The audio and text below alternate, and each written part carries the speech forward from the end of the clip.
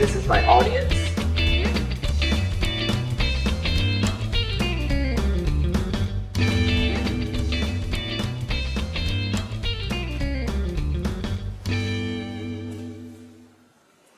How to perform CPR. Sudden cardiac arrest, otherwise known as SCA, kills over 900 adults every single day in the US. During these mishaps, 70% of Americans feel helpless to act during a cardiac emergency because they either do not know how to administer CPR or their training has significantly lapsed. Would an untrained individual really want to possess the skill and hopelessness? In order to assist these 900 adults, an individual should be familiar with Cardio Pulmary Resuscitation, or CPR, a method to tend to fallen victims without breathing or heartbeats.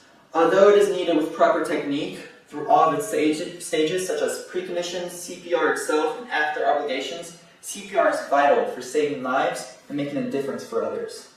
The preconditions of CPR cannot be performed without the proper supplies, however. For safety precautions and sanitary measures, CPR should be done wearing a pair of gloves. Because gloves take time to put on correctly, one should always practice taking gloves off and putting them on in a quick manner. In addition to protecting the hands when working on the patient, one should also carry a CPR mask, a small convenient device made specifically for the activity. When the mask is used, the CPR victim receives breaths from the blower, but because the mask contains a one-way valve, any fluids or air that escapes the victim's mouth is restricted to the mask and cannot travel through the valve. Lastly, an important factor for the entire process is the setting, a variable that can dramatically worsen matters of dangers. A safe and secure scene is required so that no external threats restrict the patient from being tended to properly. Following these three presence, one may finally begin actual cardiopulmonary resuscitation.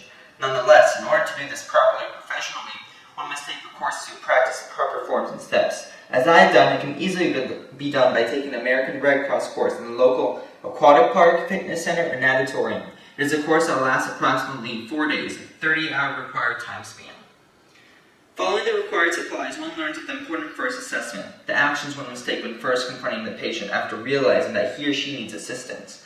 This assessment consists of checking the scene, checking for the patient's consciousness by doing so physically, asking for consent if the patient is a minor, although giving assumed consent if the parent or guardian is not present, calling 911, performing the ABCs, checking the airway for breathing and circulation. The ABCs determine what to do next, performed by dropping to one's cheek, because it is a sensitive area, 2 inches from the victim's lips and looking down at the chest, being able to identify whether the victim is breathing. Meanwhile, 2 fingers are placed on the artery in the victim's neck, on the side closest to the individual, in order to measure pulse. The 2 tasks are quickly but calmly performed while the individual counts out loud to 10. If there continues to be no pulse or breath, the exercise portion of CPR finally begins. As one hand is in claps over the other, one keeps his arm straight and pushes down with his palms right below the sternum.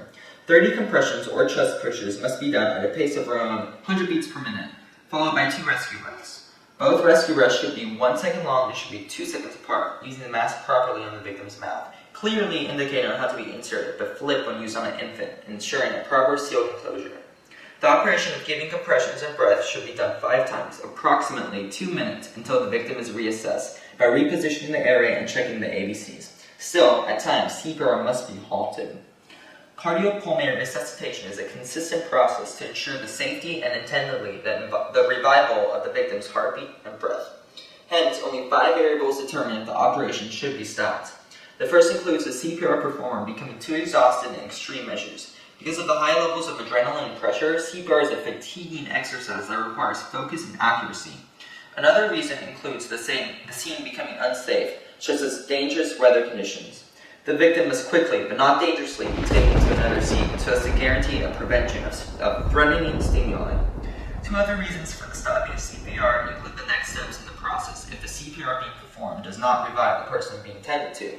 An AD, an automated external defibrillator, is used when present, would be attached to the patient, instructing the CPR performers what to do.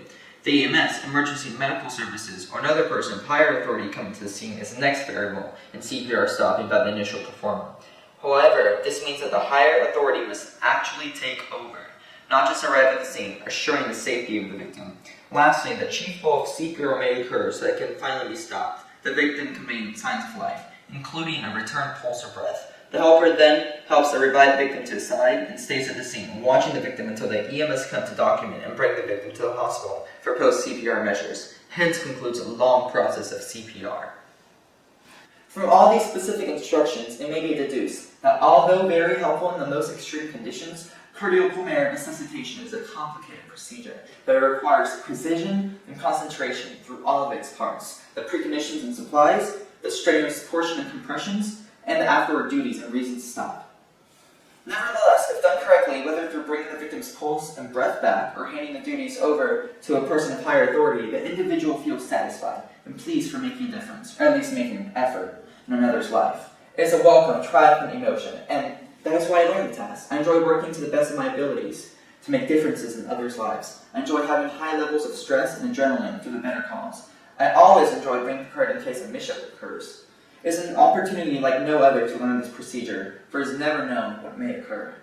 It could be a loved one that has sudden cardiac arrest next, so prove the statistic wrong and bring that 900 down to 899 adults dying. One person left, suffering death, just because another has familiarity with CPR.